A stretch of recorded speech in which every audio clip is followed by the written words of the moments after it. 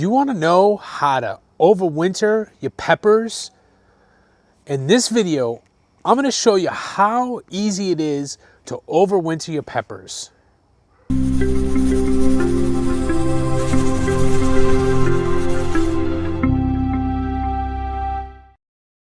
Hi, this is Jeremy Starke here from Green Thumb Gardener, here to give you some tips, tutorials, and reviews for all your gardening needs.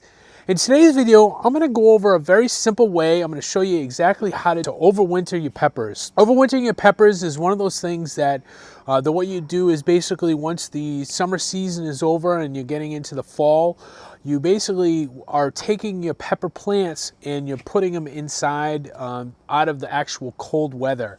So this really is good for those that live in areas where the winter does get very temperate. It does get below 40 degrees.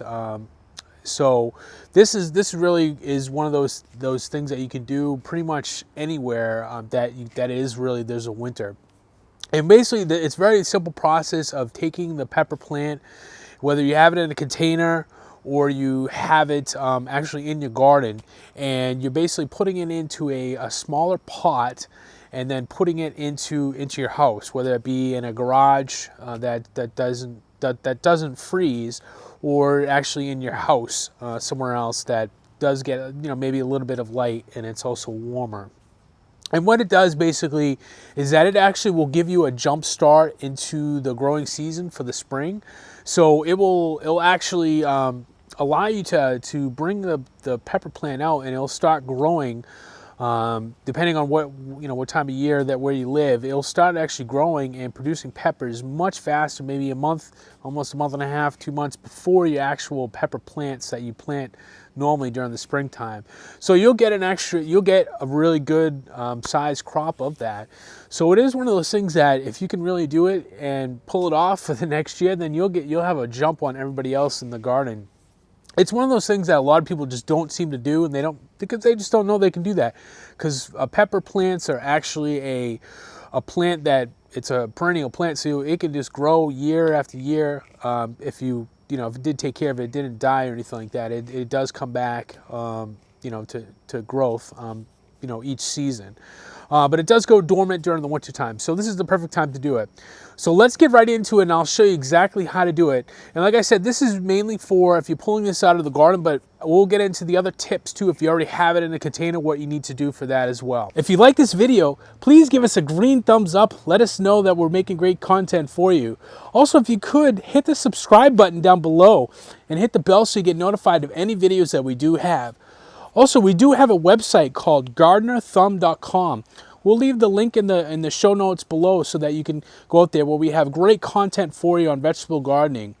Now that we get that out of the way, let's get right into it. All right, so to get started, basically what you want to do is you actually want to first you want to harvest all the peppers that you do have on your plant.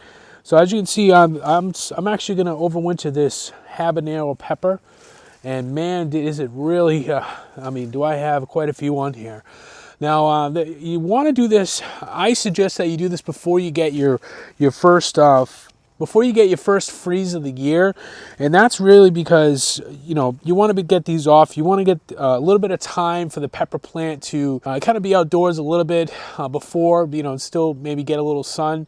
So if you could do this, maybe do it at least, 2 weeks before your last frost date, because that'll give it a little time for the roots to kind of get settled in. And then, you want to get it in, obviously, before it starts freezing. So that's really what you want to do. So first, I would just go ahead and harvest all of the peppers that you do have off your plant. So I'll do that right now.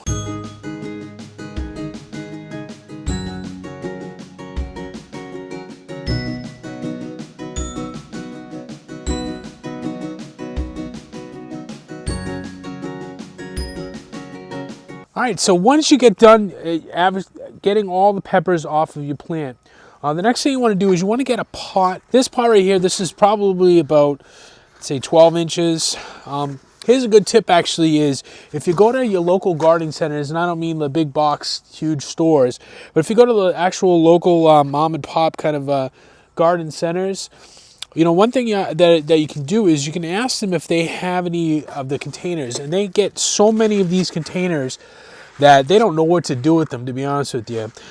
So, you know, I actually use these throughout the year. I do gardening in these for container gardening, and they actually work pretty great. I mean, they're a little flimsy, so they're not going to be long-term things, but it's still a good way to kind of reuse things. So this is a perfect pot for basically transplanting your pepper plant into it. You can actually go a little bit smaller, because all you're going to be doing is kind of saving the pepper plant, and then you can transplant it later. But I'm actually going to do this, and I'm basically just going to put it out next year just like this, and I might put it into a bigger pot. But for now, this is a good size that you can use for it. And then, like I said, it's probably about 12 inches, maybe by 12. You can do a little bit smaller if you need to, but this is a good size for it. So the next thing you want to do is actually you want to pull up the plant, and don't be afraid of getting the roots in here. So you're basically gonna pull up your plant. Now, obviously, some of the roots you're gonna ruin some of the roots, but we're gonna get this in here, and what we'll do is we'll actually do a little trimming on the actual stems right here. Okay, so what you didn't see is I actually I pulled this out of the ground, and then I put it in this pot, and then I added some soil to it.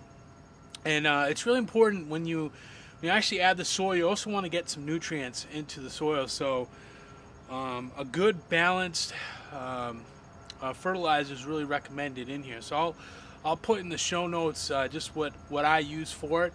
But basically anything that's probably about 10, 10, 10, or 12, 12, 12. Some that's pretty balanced. You know, you can use organic means of it. And basically what that is going to help is the roots to form, because you still want to give it some actual, you know, some nutrients for it to heal, because you just pulled it out of the ground. So the roots are disturbed, and it's going to need some time for it to kind of regenerate and kind of check itself, you know, before so to speak. Basically, when you put it in the soil, you can mix it in there, and that should be enough for it to last all winter. You don't want to have the roots all the way down to the bottom, so you want to fill it up with maybe 3 or 4 inches of dirt. Then you want to put the root in there and kind of spread the roots out a little bit, so that it kind of, you know, has a little space in there. And then you want to basically put the rest of the dirt in there. The kind of soil that you want to use, I would get the stuff that you get at the garden center, and that they're in the bags. You don't want to just pull it right out of your garden, because you might have to bring this inside, and you don't want any bugs and other things on there. So it's best to just kind of have something. And plus, you know, a lot of the soils in the garden center that are in the bags, they might not have any you know, bacteria and things like that. So it's just another way to get it, you know, so you ensure that you don't have anything, you know, that you don't want in your house if you do have to bring this inside. If you want to bring it into a garage, you know, you probably don't have to worry about it too much. I just basically reuse a little bit of the soil that I have that's been sitting there for a little bit. Sometimes you can use that, or the ones that I get from the bag, and then I'll just put it in there just like this. So once you get it in the middle, the next step you want to do is you're going to need some shears. So if you can grab yourself just some shears. Basically what you're doing is, I know this kind of goes against what most gardeners do, is you're actually going to be topping off a great amount of this.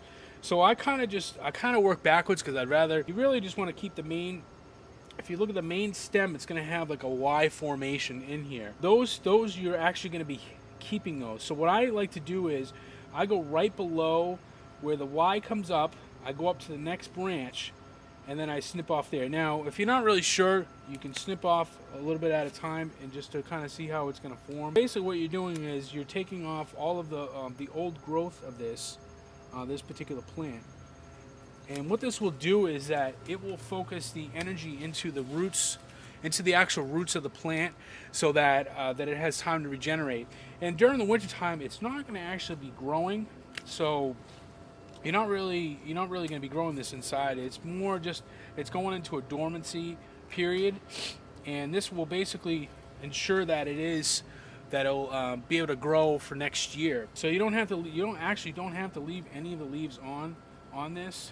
You're basically going to leave the main stems on here, and the reason why you do this, of course, is because you want the plant to concentrate most of its energy into the roots at this point, because you just pulled it out of the ground, and you know it does need some time for it to to kind of actually reorganize what it's going through right now, because it is a little stressed. What you do is if you basically pull it out and you put it in your pot, so you are trimming off all of the, probably 2/3 of it, so you're leaving about 1/3 left of the actual pepper plant. And as you can see, this is kind of how I cut it. Now this is the main stem right here, so if you can see, it's like a Y formation. What I do is I kind of follow that up and I cut off maybe 2/3 of it. Now I could get a little more fancy and cut a few of these off, but right now I think this is fine. This will be fine. And what I'll do at this point is this will actually go into my garage. I live in North Carolina, so I'm in zone 7B.